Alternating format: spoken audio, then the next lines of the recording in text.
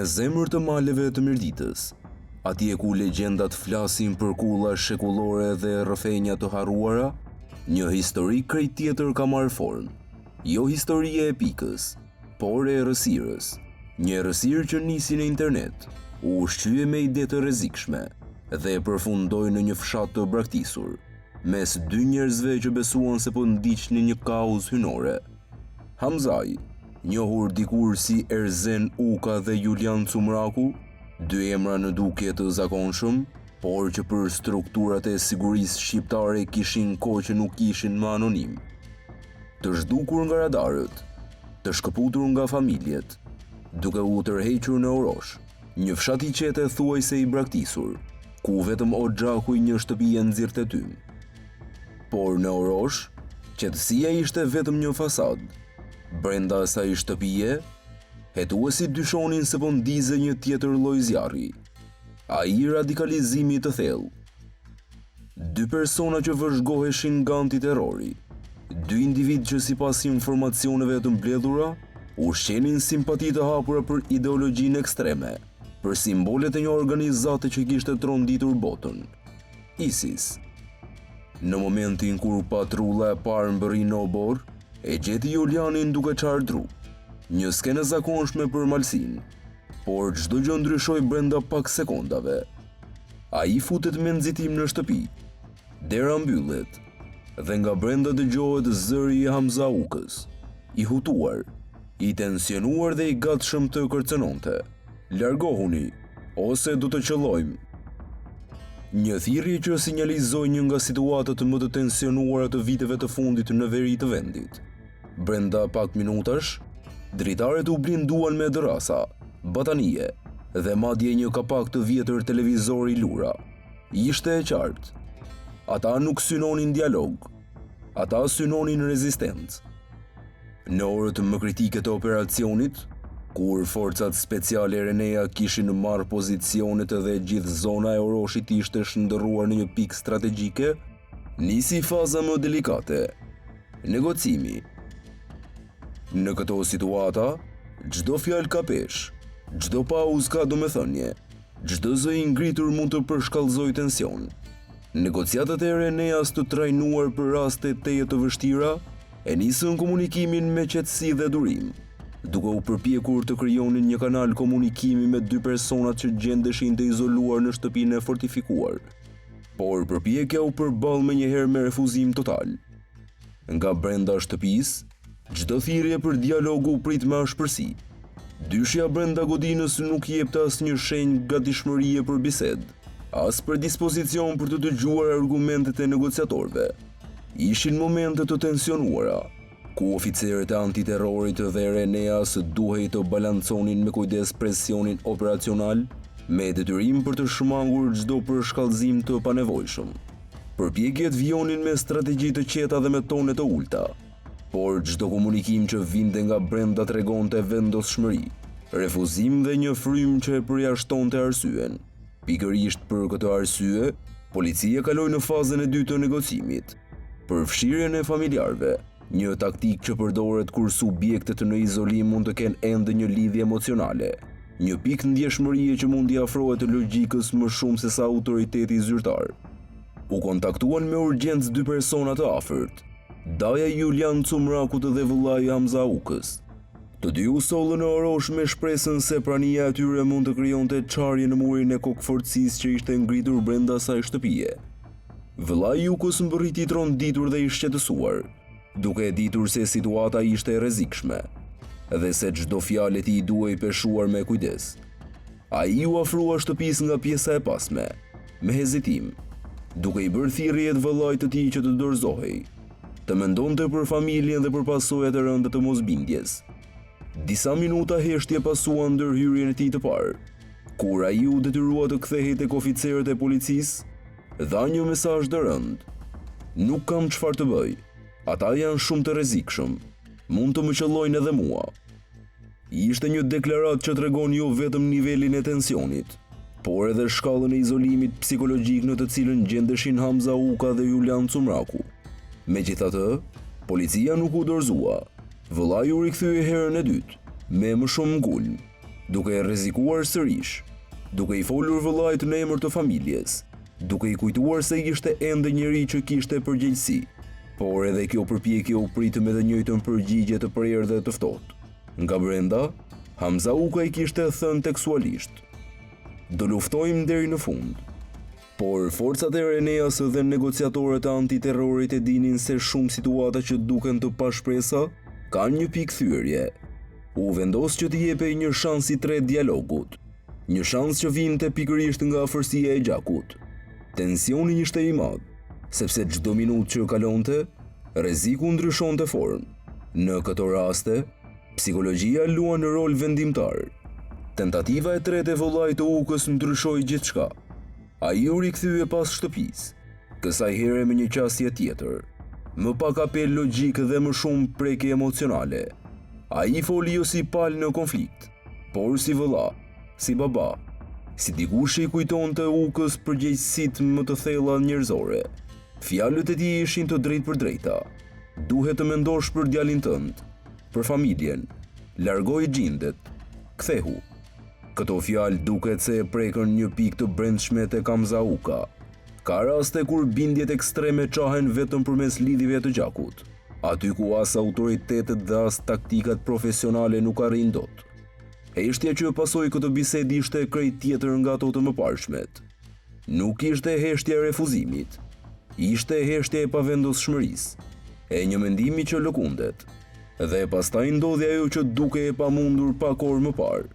Dera e shtëpisë u hap. Hamza Uka dhe Julian Cumraku dolën të qetë, të paarmatosur, me duart e ngritura. Ishte momenti kur tensioni shumor u shushua. Forcat e policisë vepruan me profesionalizëm, duke i neutralizuar pa përdorur forcë të tepruar, siç kërkon protokolli në raste me rrezik të lartë. Vetëm pasi 2 personat u siguruan, forcat e Renea hynë në banesë. Brenda, shtëpia tregoi një realitet alarmues. Prania e armëve, pajisjeve, materialeve që konfirmonin se përgatitja brenda kishte qenë e zgjatur dhe serioze. Nuk kishte qenë një strehim i rastësishëm, por një hapësirë e izoluar që mund të kthehej lehtësisht në vatër rreziku. Pas dorëzimit të Hamza Ukës dhe Julian Cumrakut, forcat e Renea dhe strukturat e antiterrorit hyn brenda shtëpisë së izoluar në Orosh. Ajo që zbuluan brenda te i kalonte çdo pritshmëri të mundshme. Bëhej fjalë për një arsenal të mirë organizuar armësh dhe pajisjesh, që tregonin përgatitje të kujdesshme dhe një plan të menduar më parë. Në ambientet e ngushta u gjetën 4 armë automatike, të cilat përbënin një kërcënim të madh, sidomos nëse do të përdoreshin në mënyrë të pakontrolluar. Përveç tyre, ishte edhe një pistolet e markës Mini Blow, armë e lehtë dhe e përshtatshme për përdorim në hapësira të mbyllura. Në dukje, arsenali ishte thjesht një koleksion i armëve, por prania e flamurit të organizatës terroriste ISIS e ndryshonte kontekstin. Flamuri nuk ishte thjesht simbolik, ai tregonte lidhjen ideologjike të 2 të arrestuarve me një rrjet ekstremist që ka shtrirje globale, duke treguar se motivimi i tyre nuk ishte vetëm lokal, por pjesë e një ideologjie më të gjerë. Ky fakt u konfirmua më tej nga 17 granata dore defensive, municion luftarak dhe kapsolla detonatore elektrike, pajisje që nuk përdore në mënyrë spontane, por kërkoi njohuri dhe përgatitje për të operuar. Çdo element i këtij arsenali tregonte për planifikim dhe durim, si dhe për një përgatitje të gjatë, që mund të çonte në pasoja shumë të rënda për komunitetin lokal. Hetimet paraprake të policisë së shtetit nxorrën në pa një tjetër dimension të rëndësishëm. Dyshohej se Uka dhe Cumraku nuk kishin vepruar të izoluar. Sipas burimeve të besueshme, ata mund të kenë pasur ndihmën e një personi të tretë, një individ misterioz që dyshohet se ka bërë udhëtime të përsëritura nga Tirana në Fusharrës dhe më pas në Orosh. Ky lloj aktiviteti tregonte një rrjet të vogël mbështetës, një skemë logjistike që mund të përdorej për furnizim, transport dhe koordinim të veprimeve. Ky person, i përshkruar si një mashkull me flokë të gjata të lidhura dhe me veshje kamuflazh, u vure disa herë në lokalet e Fusharrësit në shoqërinë e Ukës dhe Cumrakut. Sipas dëshmive nga banorët dhe patrullimet e policisë, ai ruante një profil të ulët, duke mbajtur kokën ulur dhe duke shmangur kontaktin me njerëz të tjerë. Kjo mënyrë veprimi tregon një ndërgjegjësim të lartë për rrezikun dhe përqendrimin në ruajtjen e fshehtësisë. Sipas dëshmive nga terreni, personi i tretë nuk kryente blerjen në qytet, duke lënë të gjitha furnizimet në duart e Ukës dhe Cumrakut. Mbrëmjen e 18 nëntorit, kur dy të arrestuarit ishin duke bërë furnizime në dyqanet lokale, ky individ qëndroi në një zonë me ndriçim të dobët, duke mbikëqyrur situatën pa tërhequr vëmendjen. Flokët e tij të gjatë u përmendën edhe si arsye pse disa banorë dyshuan fillimisht se brenda kullës mund të ishin strehuar gra, duke treguar se perceptimi i komunitetit shpesh bazoheshin në detaje të vogla, por të rëndësishme për identifikim. Përveç vëzhgimit, ai u pa her pas here duke ndihmuar në punë fizike, përfshirë prerjen e druve dhe përgatitjen e hapësirave së bashku me Ukën dhe Cumrakun. Kjo tregon një nivel të angazhimit fizik dhe një koordinim të qartë midis individëve. Një strukturë e vogël që mund të shërbente si një bazë operative izoluar, e gatshme për të mbështetur çdo veprim të planifikuar. Ndërkohë në ambientet e drejtorisë së policisë së Shkodrës, Uka dhe Cumraku po qëndronin në pritje të masës së sigurisë. Ata refuzuan të flasin para hetuesve dhe strukturave të antiterrorit.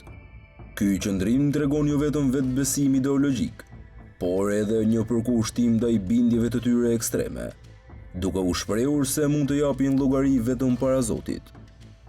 Erzen Uka, për policinë me emrin Hamza Uka, ka një histori të gjatë dhe të komplikuar lidhur me ekstremizmin e dhunshëm. Ai nuk ishte një individ i zakonshëm.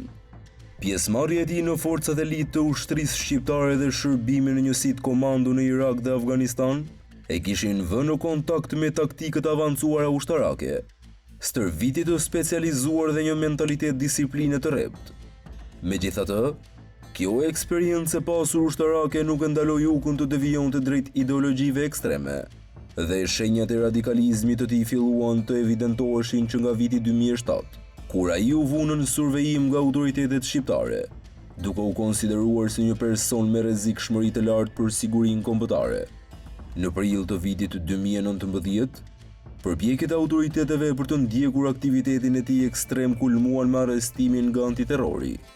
Pas dyshimeve për prirje radikale dhe nxitje të urrëties me qëllim kryerjen e veprave terroriste, hetuesit e kishin identifikuar si një individ me bindje të forta ekstremiste, i cili ishte simpatizant dhe përkrahas i organizatës terroriste ISIS. Aktiviteti i tij online ishte një pasqyrë e qartë e bindjeve të tij. Në rrjetet sociale, Uka postonte fotografi, video dhe materiale të tjera që përfaqësonin simbolikën dhe propagandën e ISIS, përfshirë demonstrime të teknikave të luftimit, stërvitje fizike dhe taktike, madje dhe stërvitje për fëmijë me qëllim që ata të përgatiteshin për të dërguar si luftëtar. Kjo tregon qartë se radikalizimi i tij nuk ishte i rastësishëm, por i planifikuar, sistematik dhe i thelluar. Në shtator të vitit 2020, Hamza Uka u dënua nga gjykata e Tiranës me 3 vite burg për nxitje, thirrje publike dhe propagandë për kryerjen e veprave me qëllime terroriste, edhe për mbajtje pa leje dhe prodhimin e armëve shpërthyese dhe municionit. Gjatë procesit të gjyqësor, ai tregoi një qëndrim të papërmbajtshëm, duke kërcënuar gjyqtarin Bib Ndreca dhe prokurorin Eugen Beci, duke u shprehur se do t'u jap llogari sapo të lirohej nga burgu. Ky veprim nuk ishte thjesht një akt rebelimi. Banesa Kuka u arrestua më vonë konfirmoi më tej lidhjen e tij me simbolet e ISIS. Një flamur i zi u gjeti vendosur në mënyrë të dukshme, së bashku me materiale të tjera ideologjike dhe propagandistike. Këto gjetje përforcuan dyshimet se Uka kishte adaptuar qëndrime ekstremiste dhe se profilohej qartë si individi vetë radikalizuar. Ky profil nuk kërkonte domosdoshmërisht pjesëmarrje në një rrjet organizuar, por tregonte adaptimin e narrativës, simboleve dhe sjelljeve të ISIS, duke e vendosur në një kategori që paraqiste rrezik dhe nëse nuk kishte lidhje direkte me grupe terroriste. Hetimet e mëtejshme treguan se Uka kishte qenë monitoruar më parë për aktivitetet e tij në rrjetet sociale, përfshirë kontaktet e mundshme me individ të tjerë të radikalizuar.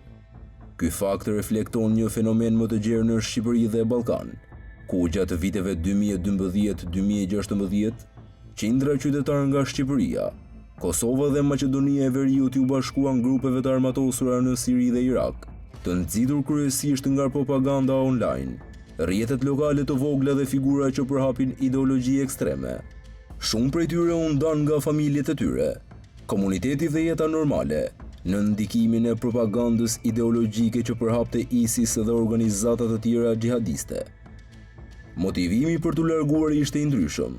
Disa u tërhoqën nga bindjet fetare ekstremiste, të tjerë nga një ndjenjë humbjes dhe marginalizimit në vendet e tyre, ndërsa një pjesë e konsiderueshme u influencua nga propaganda online, e cila paraqiste pjesëmarrjen në Siri dhe Irak si një mision fetar dhe heroik.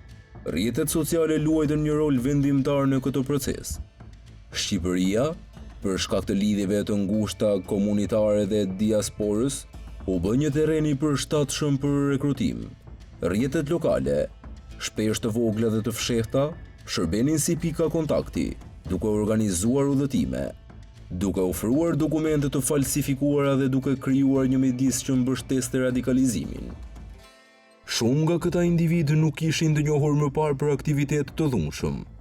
Ata filluan gradualisht të adoptonin ideologjitë ekstremiste përmes ndikimit të vazhdueshëm të medjave sociale, videove të stërvitjes dhe mesazheve të personalizuara nga rekrutuesit e ISIS. Shifrat e sakta janë të vështira për t'u përsaktuar, por sipas raportimeve të autoriteteve, rreth 200 deri në 250 shqiptarë nga rajoni u bashkuan ISIS gjatë kësaj periudhe. Ata u ndan në dy grupe. Një pjesë u integrua në strukturat e luftës, duke marrë pjesë në operacione luftarake dhe stërvitje taktike, ndërsa të tjerët u përqendruan në administrimin dhe mbështetjen logjistike, duke përfshirë stërvitjen e rekrutëve të rinj, shpërndarjen e materialeve propagandistike dhe përgatitjen e bazave operative. Më i njohur ndër shqiptarët që u bashkuan me ISIS ishte një numër individësh me eksperiencë ushtarake, të cilët përdornin njohuritë e tyre për të stërvitur luftëtarë të rinj dhe për të organizuar sulme. Ky fakt krijoi një shqetësim të madh te autoritetet e Ballkanit, pasi individ me përgatitje të tillë nuk ishin thjesht pjesëtar pasiv të ISIS, por element me aftësi taktike dhe strategjike, të cilët mund të riktheheshin në vendet e tyre dhe të përhapnin dhunë. Sipas hetimeve, shumica e shqiptarëve u rekrutuan përmes rrjeteve të vogla lokale, lidhjeve personale dhe kontaktit të drejt për drejt me figura që promovonin ekstremizmin fetar. Shumë prej tyre udhëtuan me dokumente të falsifikuara, përmes rrugëve ilegale dhe në mbikëqyrje të ngushtë të rrjeteve logjistik që vepronin në Ballkan. Aksesi në informacionin online, veçanërisht përmes platformave të mbyllura dhe kanaleve të koduara, e bëri të vështirë monitorimin e tyre nga autoritetet lokale dhe ndërkombëtare. Një tjetër dimension i rëndësishëm ishte përfshirja e grave dhe fëmijëve në këto rrjete. Shumë gra shqiptare u nisën drejt Sirisë, shpesh të motivuara nga bindjet fetare ose për t'u bashkuar burrave të tyre, por edhe për t'u ofruar mbështetje logjistike dhe administrative. Fëmijët e tyre shpesh u rritën në ambient ekstremist, duke u stërvitur që në moshë të vogël, duke e përforcuar ciklin e radikalizimit.